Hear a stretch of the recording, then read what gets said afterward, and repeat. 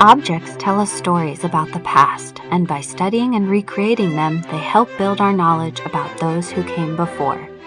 Learn more with Pottsgrove Manor as we talk with skilled artisans who share what they have learned as they work in Remaking the Past. Today we join Tammy Zettlemoyer in her rural Pennsylvania pottery studio to learn more about colonial redware. I don't know if that is. I can do it in 30 seconds. I make earthenware, primarily redware, because it's red, and that's what we know for Pennsylvania German, Pennsylvania Dutch as red, and sgraffito. So take me back one step. When you say earthenware, is clay earthenware? Earthenware is clay. Redware is clay. Yeah, because you have like your main three, which is earthenware, stoneware, and porcelain. Okay.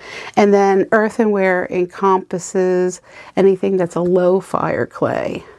And then stoneware has a range from mid-fire to a high fire to firing in like groundhog kilns and getting past what we can do with electric, that the temperatures go really up there. With the idea of this vast array of earthenware, is there one particular historic piece of pottery that really sparked your interest? So I find that some of the things that I first looked at, I was like, oh, I hate that.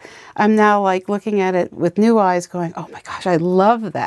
So, you know, it changes over time.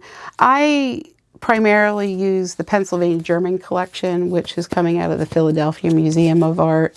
And that was sort of the catalyst of how we view and work in redware today, because it was like 1895. So it's right at the turn of the century.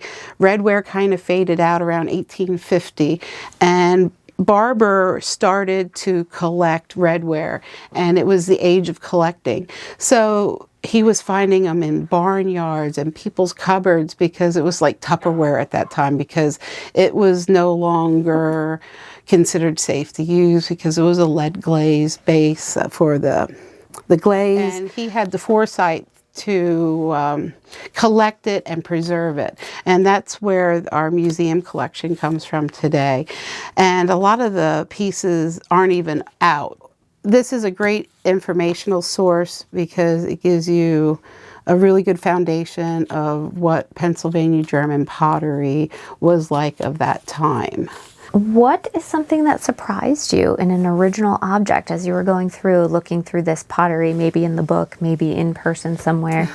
One thing that comes to mind was Liberty for Jackson, Andrew Jackson, and them spelling it with a G instead of a J. Okay. Because I was like, oh, that's kind of odd. And some of the inscriptions were kind of raunchy. Yeah. You think of the colonial era being all prim and proper, but they were calling people nasty names because they weren't married and they were considered ugly. And there's also an inscription that goes, I cook what I can, what my pig won't eat, my husband will. So, you know, that little bit of humor, you know, you don't realize it until you look a little deeper. What are actually people saying on the plates and the images that they're using?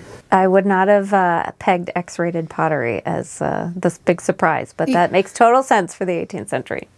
So my next question, I think you touched on a little bit already. The book that you referenced, the Philadelphia Museum of Art. What role do museums play in how you design your pottery, what you choose to make, if any role at all? Well, if it wasn't for the museums to begin with, this would be lost to time. It would just be in a landfill and nothing would be preserved. And by Mr. Barber gathering and getting everything into the museum, we've had many potters come up through there, like Breininger. He's a major contributor of keeping it alive, that generation. And from him, other potters have kept it alive. Gold star. That was the perfect answer. Yay for museums. Right. Yay. They're our favorite. So do you have any suggestions for somebody who might want to get started in earthenware, be it redware, sgraffito? I think, oh God. I unfortunately learned the hard way. I had a Bachelor of Fine Arts already, so I had so much pottery experience, but not in earthenware. It was in stoneware. When you're in college making stoneware, a lot of times you're not firing the kiln, you're not loading the kiln, you're not operating the kiln. And that was a huge learning curve, was the science behind it. Or when something goes wrong, how do you figure out what is wrong, or how to fix your mistakes, or hide your mistakes? That's the mark of a great potter. A master potter is, you won't see their mistakes. They know all the mistakes. Like, you could look at a piece and I'd be like, I don't like this, this, this, and this because I dropped my tool over here, but now it's a leaf. No one knows that. Yeah. I know that, and it drives me crazy. But learning, being self-taught has been a very long road. And I've had a lot of people help me along the way. So networking probably is my biggest asset amongst other potters, because as a community, when things go wrong, we can talk to each other. And I have people contact me at times and say, hey, you know, what do you think about this? And I'm like, no. And then other times I'm like, yes, that's like, I wish I would have thought about that, you know? But it's a lot of trial and error.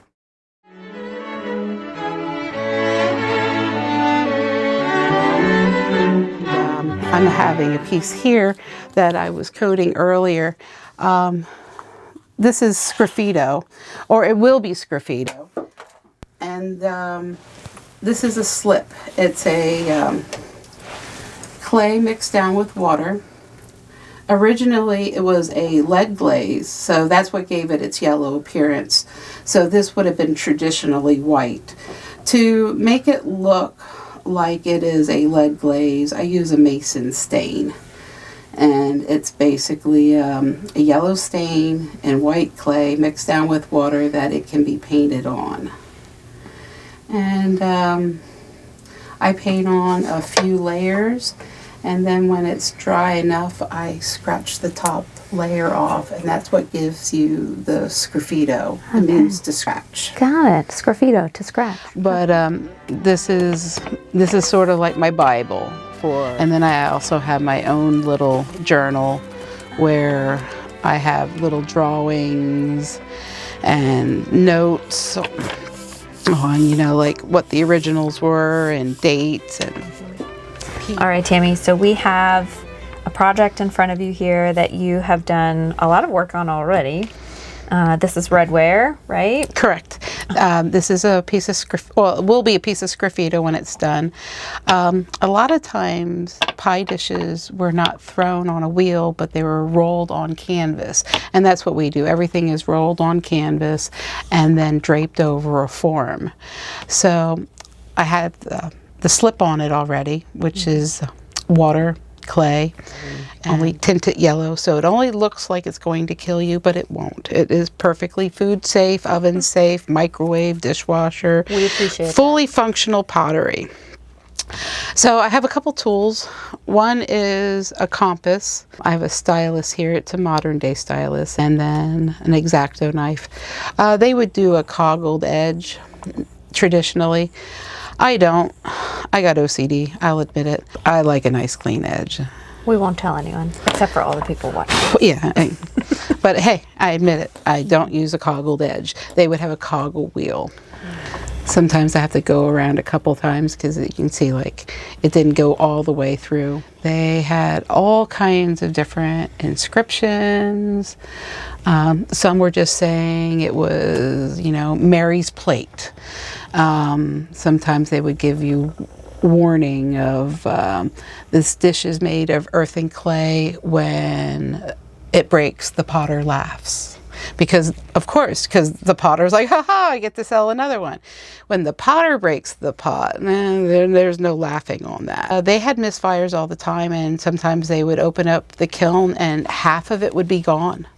And I can only imagine, because I mean, those were big. I mean, we were talking a little kiln, and still even that is maybe 2-3 weeks worth of work.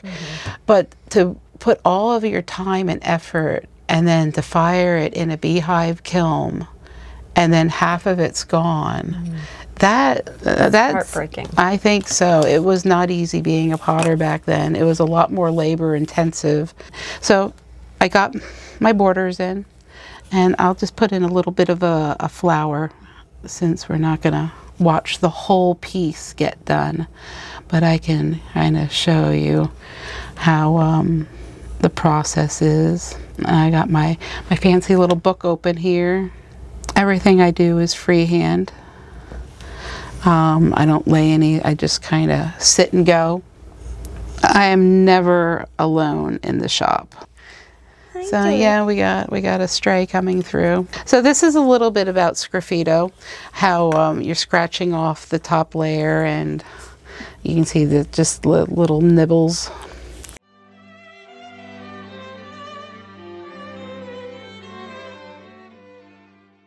Go ahead and take us through. So you started the design. Take us through the steps. This is the raw clay, which is considered green, even though it's, why they call it green, I don't know. Green, meaning that it has not been fired. So if I decided to add this to a bucket of water, I could make it into something else. You know, like if I really, like, let's say I dropped it, I can reclaim it. Okay. Once it's fired and vitrified, it will stay like this until the end of time. A lot of the shards, they're dug up and they look just like the day it was buried. Okay. Clay does not break down. So this has been bisque fired. And then I have a jar of copper carbonate. And then that is painted on in different spaces, sort of like in here. This is the copper. And then it has a clear glaze.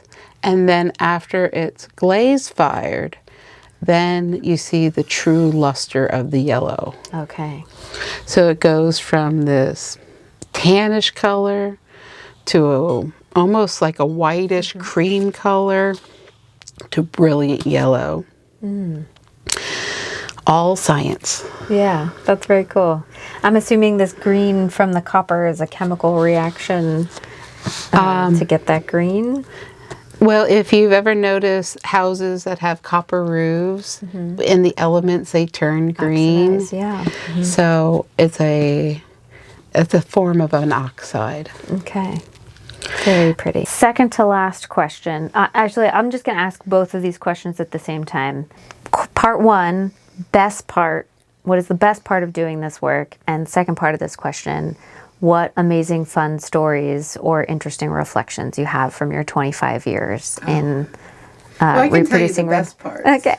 The best part is coming up with a new idea, solving a problem, or when it's done. Okay. Everything else in between is just hard work. And I got myself a cat here, my Georgie. So any interesting reflections or fun stories? I mean, you've been all over the country, right? Yeah. Is there a favorite place that you like to go? I love Georgia. Yeah. I mean, Georgia's just a great place to go, hang out and work. It's really laid back. But I like my my trip west every year. Every year I drive out to Wyoming to do Fort Bridger and then drive all the way back. And it's about 4,000 miles to work 4 days.